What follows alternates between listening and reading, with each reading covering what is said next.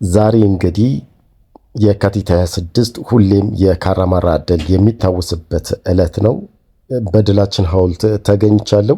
በተወሰነ የሐውልቱን ክፍል ላሳያችሁ ሞክራለሁ። መልካም እስከዚያው። ጉብኝታችንን እንግዲህ ከግራ ክንፍ ጀምረን እናያለን። ወደዛው እናምራ።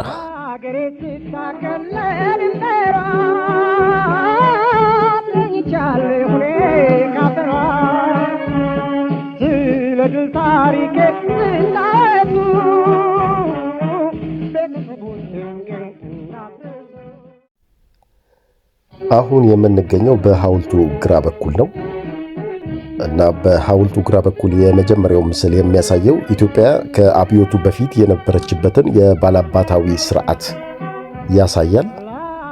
አብዛኛው ማህበረሰብ ያው ባላባቱን እየለመነ እንደሚኖር ለመግለጽ ተሞክሯል።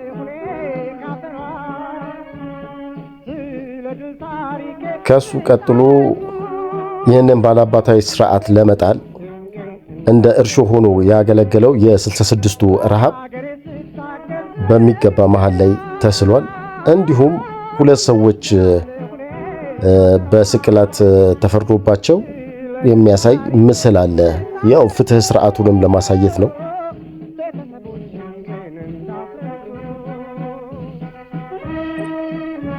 ይህ ረሃብ እንግዲህ ተማሪዎች መሬት ላራሹ በሚሉት ጥያቄ ላይ እንደ ትልቅ ግብአትና እርሾ ሆኖ አገልግሏል። ባላባታዊ ስርዓት ወይንም ደግሞ ይሄ የንጉሳዊ አስተዳደርን ለማስቀረት በተደረገው ትግል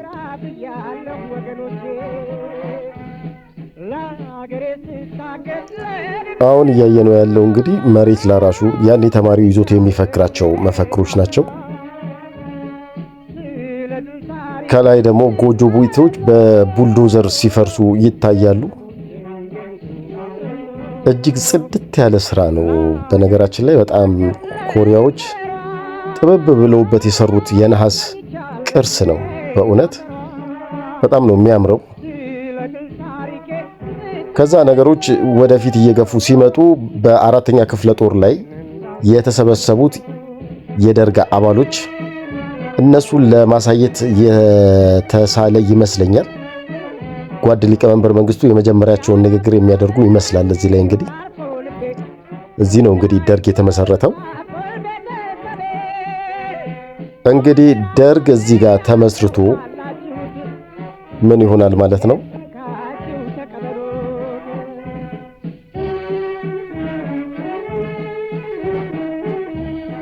ዘውዱ ተገረሰሰ ማለት ነው።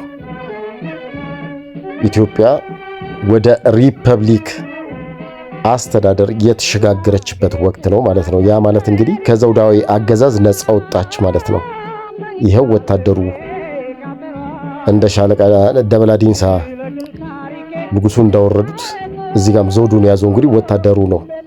ታዲያ ይህንን አጋጣሚ በመጠቀም ጎረቤት ሀገር ሶማሊያ የኢትዮጵያን ድንበር በሰፊው ወረረችና እዚህ ጋር እንግዲህ የኢትዮጵያ እናቶች ለወታደሩ ስንቅ ሲያዘጋጁ በሚያምር ሁኔታ ተቀርጿል። እንደምታዩት እንግዲህ ጽድት ያለ በጣም የሚያምርና ጽድት ያለ ስራ ነው በእውነት። ኧረ እንደውም አንዷ ሴት ካዘጋጀችው ምግብ ለወታደሩ እንደማቃበል አድርጋ ነው ያዘችው። ከፊት ለፊት ደግሞ ሰልፍ ላይ ያሉ ወታደሮች ይታያሉ። እኚህ ወታደሮች እንግዲህ የሚወክሉት በኢትዮ ሶማሊያ ላይ ለእናት ሀገር ጥሪ ተጠርተው ወደ 300,000 ታጠቅ ከገቡ ወታደሮች ውስጥ ነው። ምርቃታቸውም ለማስመልከት የተሳለ ይመስላል። እንግዲህ አጠቃላይ ሲታይ በጣም በጣም የሚያምር ስዕል ነው። ዋው! እንዴት አድርገው ቢቀርጹት ነው። ሰሜን ኮሪያዎች ጥበብ ያሉበት የነሐስ ምርጥ ስራ ነው። በ1976 ዓመተ ምህረት ነው ለ10ኛው አብዮታዊ በዓል የሐውልት እንግዲህ የተገነባው በወዳጅ ሀገር ሰሜን ኮሪያ በኪም ኢል ሱንግ።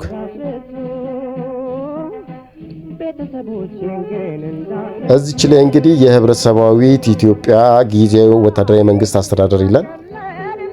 ጓድ ሊቀመንበር ከላይ ሆነው እንግዲህ መርከቡን ይሾፍሩት ነበረ ማለት ነው። ከፊት ለፊት ላይ መርከብ ናት ያለችው። የመርከብ ስዕል ነው እንግዲህ አጠቃላይ መርከቡ እንግዲህ አሳፍሩት የነበረው ኢትዮጵያ ከየት ወዴት የሚለውን በደንብ አድርጎ የሚያሳይ ምርጥ ስራ በምርጥ ሁኔታ በእውነት እኔ እንደዚህ ኤክስትሪም አልጠበቅኩትም፣ ግን ሁሌ በመጣው ቁጥር አዲስ ነው የሚሆንብኝ እና በጣም የወደድኩት ስራ ነው። ዋው አንደኛ ስራ። አሁን ከግራ ሳይድ ወደ ዋናው ሐውልት እየሄድን ነው። እጅግ በጣም ግዙፍ ሐውልት ነው። ሐውልቱ እንደምትመለከቱት በጣም የሚያምር ጽድት ያለ ስራ የተሰራ ሐውልት ነው። መሃል ላይ የወቅቱን መንግስት አርማ የምታመለክት በወርቃማ ነገር የተሰራቻለች። እቺ ነገር የተሰራችው በፈረንሳዮች ነው ይባላል። አንድ ሸገር ላይ ነው እንግዲህ እቺን የሰማኋት አበባው ሲያወራ። እጅግ በጣም ግዙፍ ህንፃ ነው በእውነት። ትንሽ እድሳት ቢደረግለት ደግሞ እጅግ በጣም በአማረ ሁኔታ ለረጅም ዘመን መኖር የሚችል ሐውልት ነው። ዋው በጣም በጣም በጣም ግዙፍ ህንፃ ነው።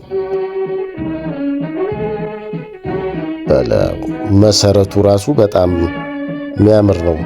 መሰረቱ ራሱ ያለውና እዚህ ጋር ከዚህ ከቆመው ሐውልት ፊት ለፊት ላይ እንግዲህ እዚህ ትግላችን ተብሎ የተሰየመው ያው በወቅቱ ለእናት ሀገራቸው የተሰዉትን ኢትዮጵያውያን ወታደሮች እንዲሁም ወዳጅ ሀገር የኪዩባ ወታደሮችን ለማስታወስ የቆመ ሐውልት ነው። እንደምታዩት ወታደሩን የወከለ ግዙፍ ሐውልት ነው። እዚህ ጋር በሶስት ወታደሮች ተወክለዋል፣ ባንዲራ ይዘዋል። ዋው በጣም ግዙፍ የሆኑ እንትኖች ናቸው፣ ወታደሮች ናቸው የተቀረጹት እዚህ ጋር። በጣም ነው የሚያምሩት እና ለቃል ኪዳን የገቡትን ለሀገራቸው የገቡትን ቃል ኪዳን በተግባር ፈጽመው አገራቸውን ከወራሪው ነፃ ስላወጡ ሁሌም በየዓመቱ የካቲት 26 እየመጣን እንግዲህ እንዘክራቸዋለን እኚህን ወታደሮች። አባቶቻችንን መዘከር ስለሚገባን በእጁ ላይ እንግዲህ ባንዲራውን ይዞታል። ዘርፉ ይታያል። በእርግጠኝነት አረንጓዴ ቢጫ እንደነበረ በወቅቱ ምንም አያጠራጥርም። ያው ከጊዜ ብዛት እንዲሁም ተንከባካቢ በማጣትም ቀለሙ ለቋል። ከጊዜ ብዛት እንግዲህ ቀለሙም ለቋል። ተንከባካቢም በማጣት በተለያየ ምክንያት ብቻ ይጎሳቆልም፣ ግን በጣም በጣም የሚያምር ስራ ነው በእውነት። በዛን ዘመን በነበረ ቴክኖሎጂ ይህን የመሰለ አርት ማየት ራሱ ለኛ ትልቅ ኩራት ነው። አጥንታቸውን ለከሰከሱ፣ ነፍሳቸውን ለሰጡን፣ አጠቃላይ በኢትዮጵያና በኢትዮጵያዊነት ስም ለተሰዉ ኢትዮጵያውያን በሙሉ የዘላለም ሐውልት መሆን የሚችል ሐውልት ነውም ደግሞ። መልካም በዓል። እንኳን አደረሰን ለ48ኛው የካራማራ በዓል።